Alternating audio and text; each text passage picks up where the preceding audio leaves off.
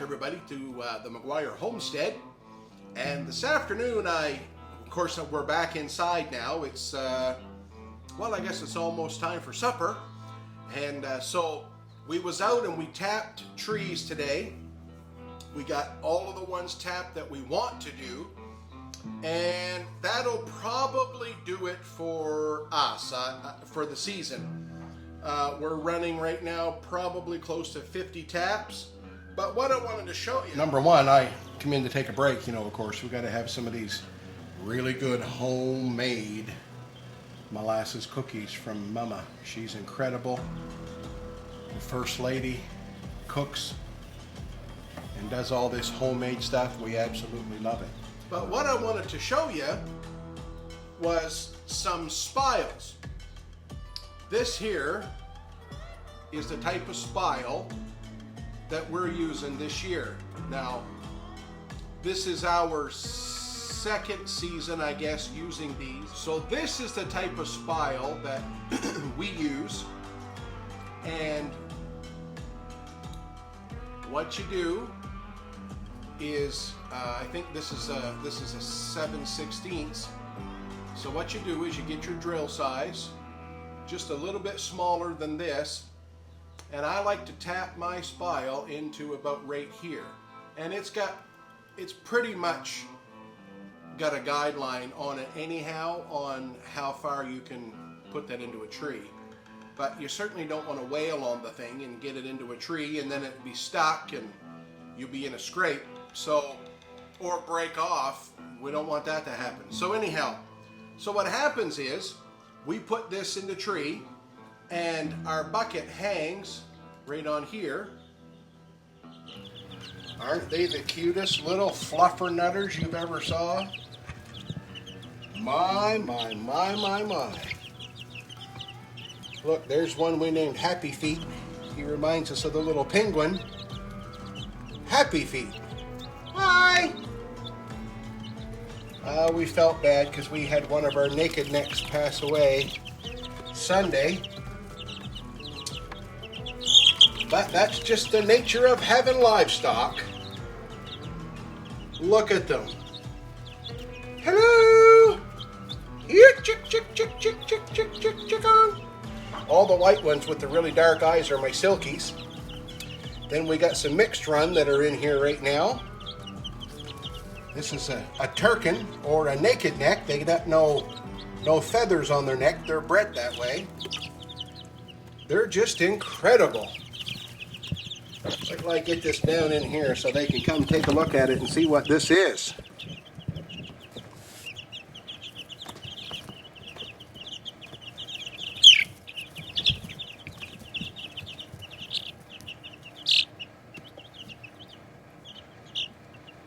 What is that, fellas? Huh?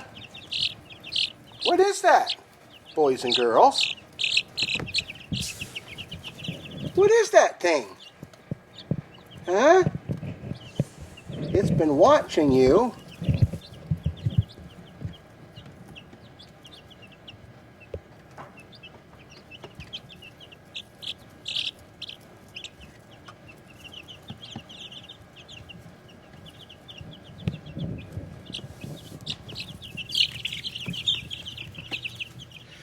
We wanted to give a quick shout out here.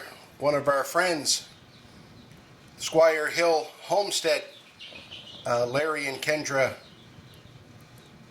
got us this here little fluffy butt hut sign. The last one in is a rotten egg.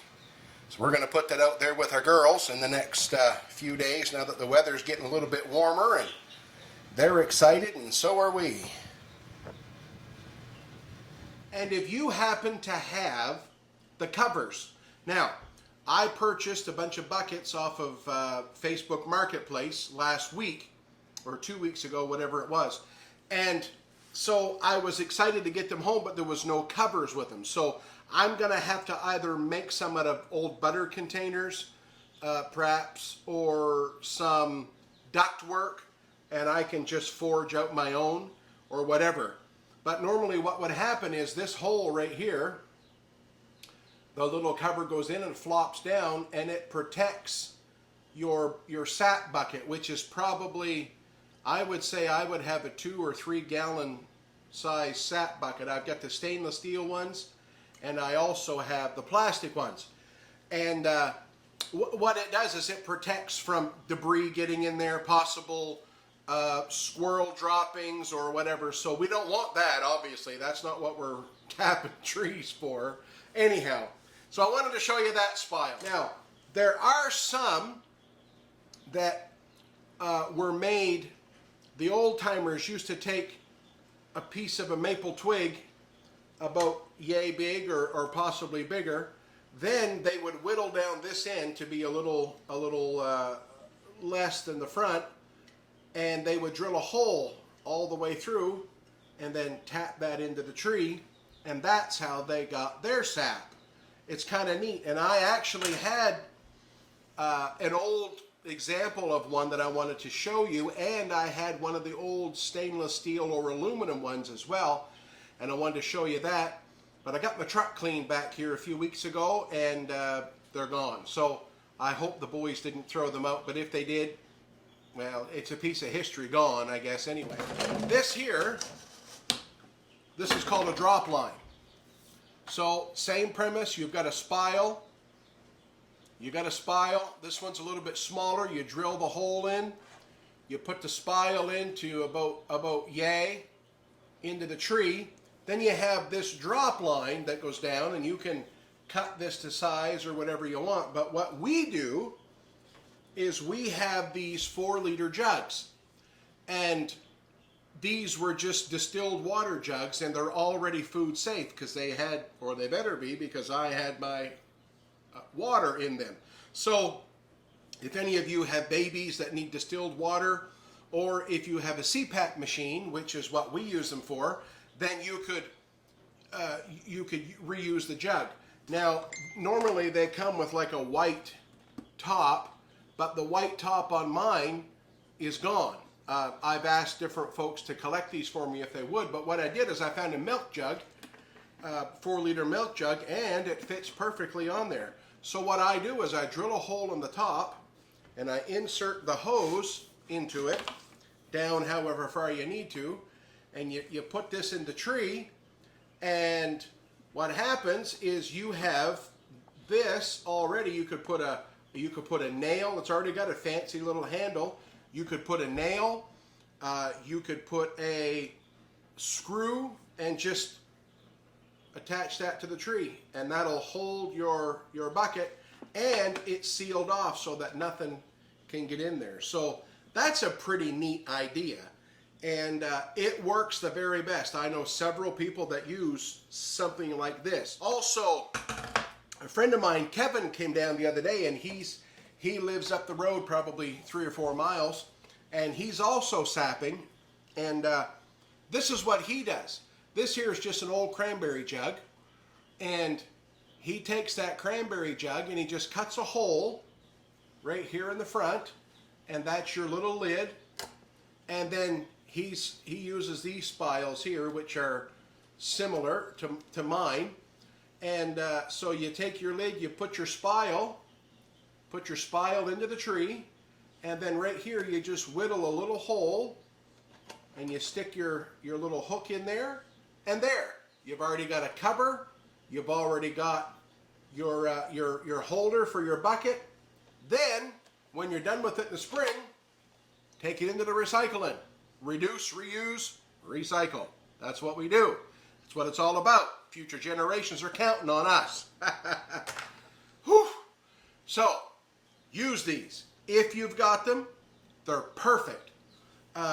Or a jug like this, absolutely perfect for what you want to do. Screw the top off like this, dump out your sap, screw the top back on, stick it back on the tree. Very wonderful, and so easy to use, and I love it. All right, just wanted to give you a little lesson on how we do it back here at the homestead. So, like always, of course, thank you, Kevin Robinson, for that insight on that, and I'm going to try that as well. You could actually take this jug, if you didn't have drop lines, you could take this jug and do the same thing that Kevin did. Cut it down, have your lid, put the little hole there, and hang your spile. It would work great. But I like the drop line way for a jug like this here. And that'll fill up and dump it. All right, thank you everybody for watching again today here at the McGuire Homestead. Please subscribe and hit that like button and smash that notification bell. Send this out into the world and you'll understand and know when we're online when you hit that notification bell right there. Thank you so much for watching today. I appreciate you. Hope you like our chickens. And we'll be running sap this week sometime. Today it's a little bit of weather today, but we was out and finished. So tomorrow it's supposed to go up well above 0 Fahrenheit's going to be up into like 45, going to reach 50 before the weekend. So we'll have lots of sap running this week. So it's going to be great. Lord willing, by Wednesday or Lord willing by Saturday, get it out. I'll be able to boil down, and you'll be there for the process. Thanks, everyone. Appreciate you. Thank you for watching the McGuire Homestead. I'm Todd McGuire, and until next time, keep your eye in the sky, your stick on the ice. Over and out.